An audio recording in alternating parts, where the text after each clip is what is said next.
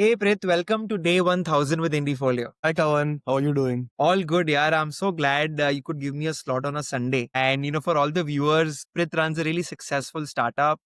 He'll share a lot more about it. But the agenda today is to actually extract insights from Prith on the first 1000 days of running a company.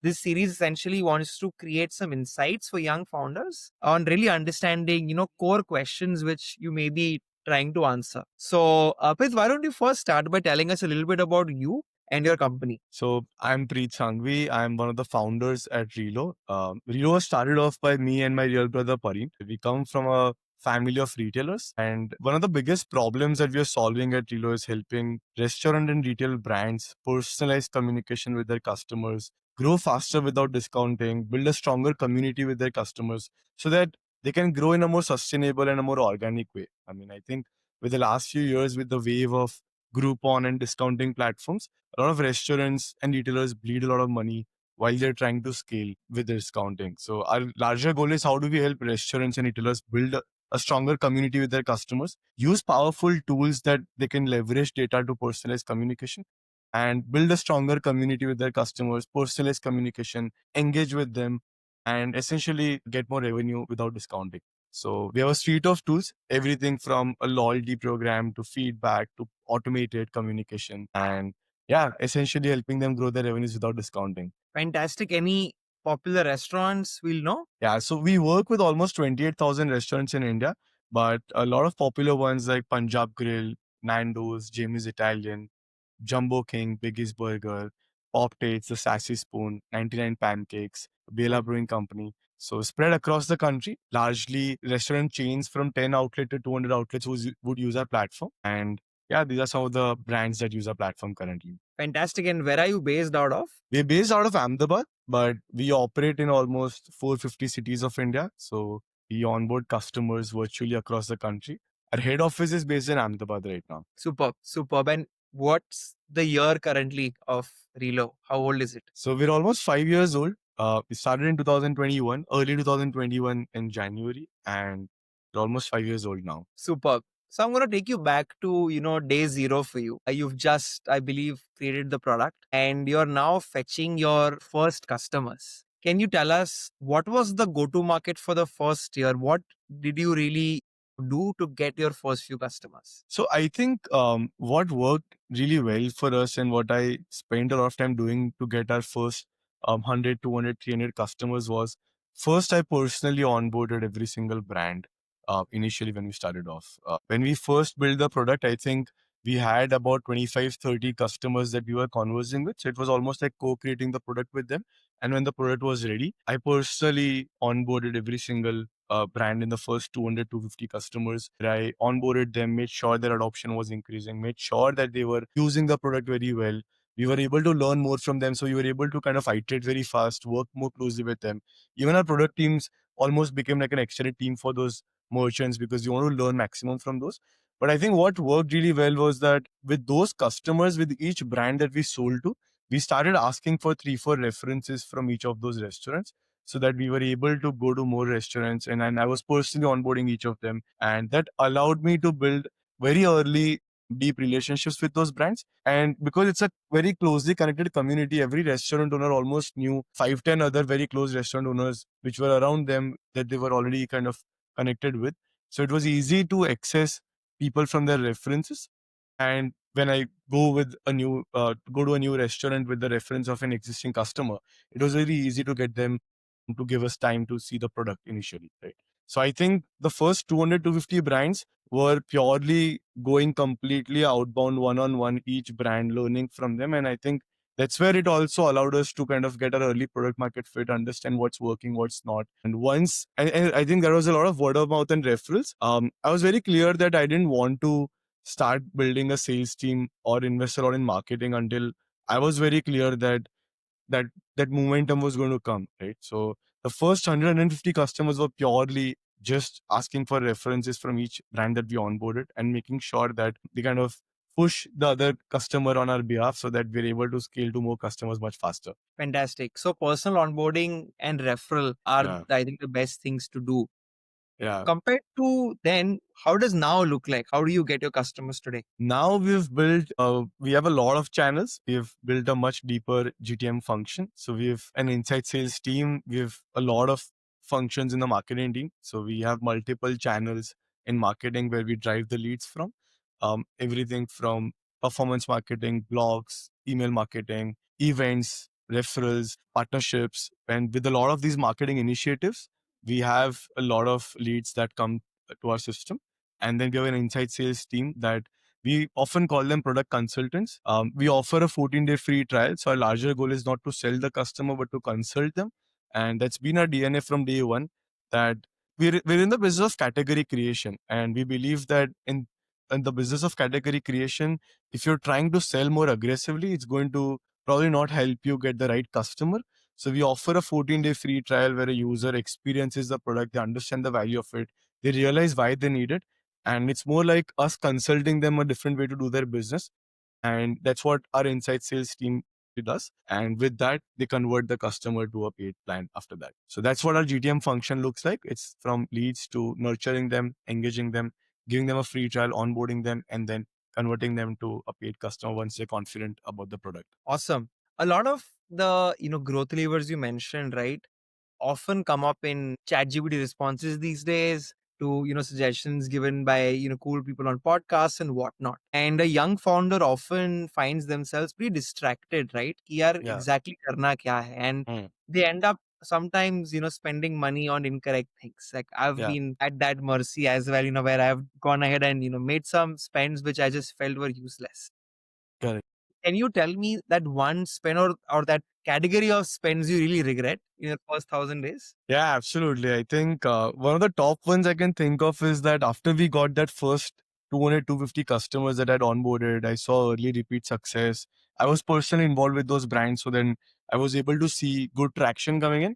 I was like, now things look sorted. Customers are loving our product. It's time to scale fast. And we've got great motion in place. We invested in a very heavy physical sales team. So we almost quickly opened offices in 11 cities, expanded to a massive sales team physically in different cities.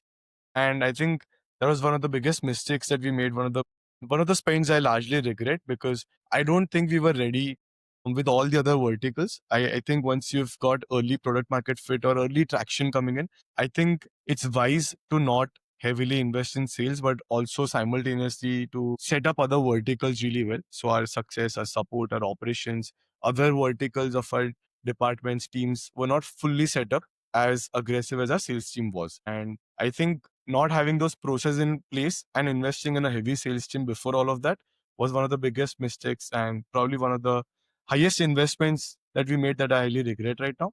Which I feel in hindsight that if we had probably set up everything first and then invested in that, we would have been able to leverage the impact much better. So that is, I think, one of the regrets that I have of investing too early in heavy sales team. And second, I also feel that one of the other early regrets I have is that with some early traction and customers, we thought that we've almost got the right things in place. Let's invest heavily in marketing and performance marketing as well. I think when you invest a lot in ads and performance marketing, it looks like there's a lot of traction, a lot of leads coming in, a lot of interest coming in. But I think until unless you have a lot of other things in place, it's probably not advisable or wise to invest in performance marketing until then, because you end up spending a lot of money. You'll not probably get the best ROI. You'll not have the right CAC, but you'll end up in a situation where you'll probably not be able to make the most out of it. And just performance marketing will never work, right? So you need multiple functions to work together to make that successful. So I think investing early on in ads and investing very early on in a heavy sales team, completely outbound physical sales team, with not having the other process in place, are two of my biggest regrets when I look back and what I could have done better and spent less in. I think, investing too much into growth at the wrong time seems to be a Yeah. common problem, not just in the first 1,000 days, but going forward as well. So, what's the real metric here for you to know that it's time I invest more into growth, right? You said that you should have gone deeper into customer experience. What do Yeah. you mean by that? Do you mean that when you got these leads from sales and marketing initiatives, were the leads not happy? Can you tell me why? What went wrong? So we measure a lot of metrics now in terms of CSAT, in terms of NPS, in terms of the time it takes to onboard the customer, in terms of measuring the adoption score of each brand. Now, when you are not able to at scale measure every customer's adoption really well, it's not like you don't have the teams for it. You would have early people, but until you get the first few hundred customers, first few thousand customers, you build a certain model around it, right? In terms of how many brands would I need a certain account manager for? How many brands will I need a support team member for? What is the kind of time it will take to onboard the customer? What is the kind of product marketing that we want to do to also make sure that there are the right metric systems, CRM tools set in place to make sure that we're able to handle that kind of growth. With all of that, you want to measure early signs of why does a customer churn? Why does a customer not renew? What leads to customer not returning? So until you measure that entire cycle, until you're able to solve that entire, because when you onboard the customer, we charge annually, right? So it's almost 12 months until we realize that a customer will probably Mm, renew or not renew. And before that, we thought that things are in place and started investing very early on in growth. And that's why we felt like there are a lot of other things that we still need to solve really well before we can onboard a lot more customers.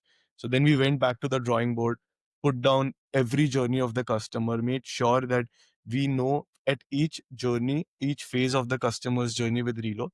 Um, we created a lot of internal metrics to measure that early success. And once you're super confident that now when a customer comes to us and comes to our paid plan, we know that these are 12 things that will happen to make sure that the customer won't go out of our system. And got once you start measuring that and implementing and executing that, getting new customers on board was then a part of our flywheel to make sure that they become successful. So correct. that's what we mean by making sure the Yeah. customer experience is delightful.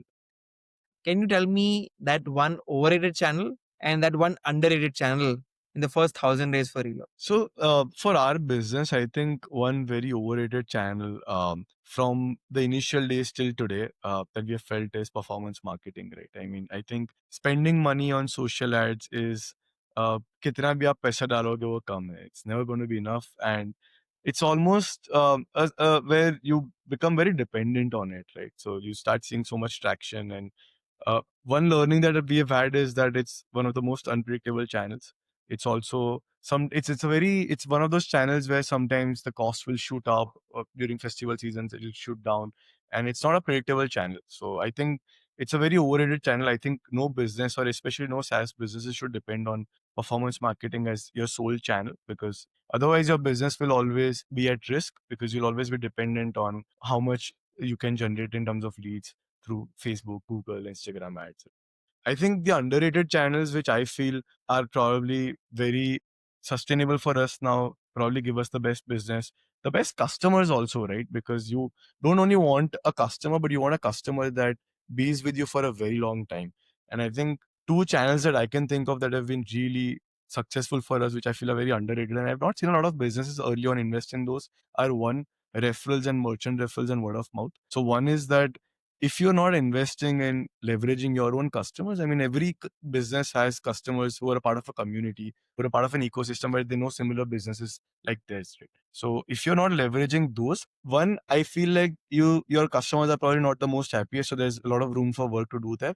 And if they're happy and not giving you customers, then you're not leveraging that opportunity. So we internally kind of go out of our way to make sure that every brand who's successful and happy with us, and if they're not, we make sure that we kind of make that happen. And if once they're very satisfied, we leverage them to ask for a few references, get a few customers from them, and make sure that we kind of reach out to more customers through the network. Also makes it easier to sell the new customer much faster, and also gives us a way to be able to kind of get similar customers who we know are probably going to be in the business for a very long time with us.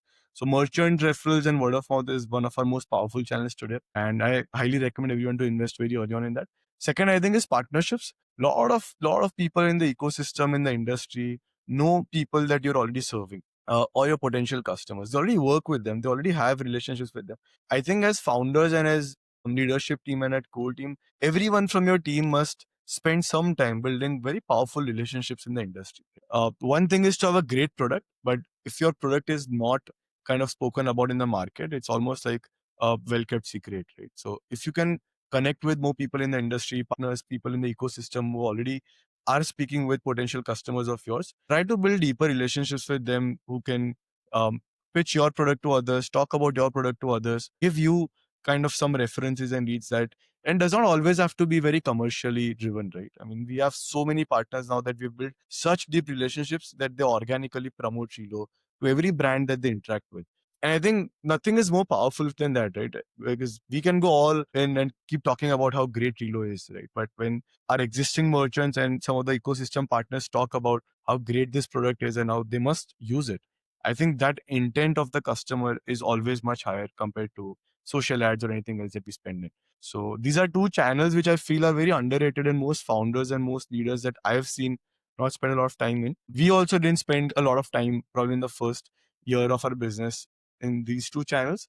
But since the time we've realized that these two channels have been some of our most successful channels in terms of LTV and the kind of success metrics with customers, we heavily work towards these channels. So that's my take on the underrated and overrated channels. What happens is that you're really excited to grow faster, become big faster, and you cannot resist your temptation of growth. And that's where you end up being like, performance on to rakhte hi hai, let's keep it on. So how do you deal with that in your first 1,000 days? So you very rightly said, right? I think referrals and partnerships both are channels which are driven with a lot of patience, right? You can't push that, you can't rush that.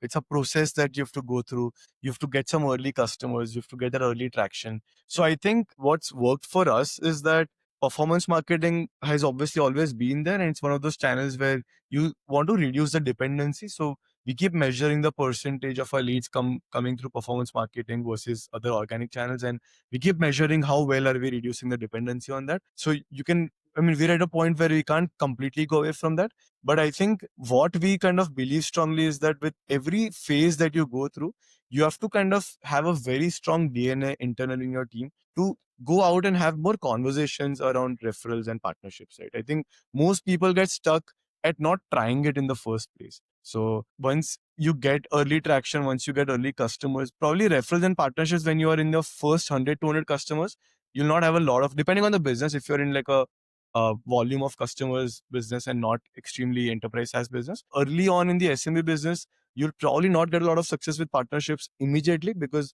partners would also want to know your traction, know how good you are, want to see more customers and brands that you work with. It's like a chicken and egg situation. You get some more customers, more people will be interested to promote you. But what's worked really well for us is that once you start getting early traction of customers, every merchant is very happy to recommend you new customers if you have built the right relationships.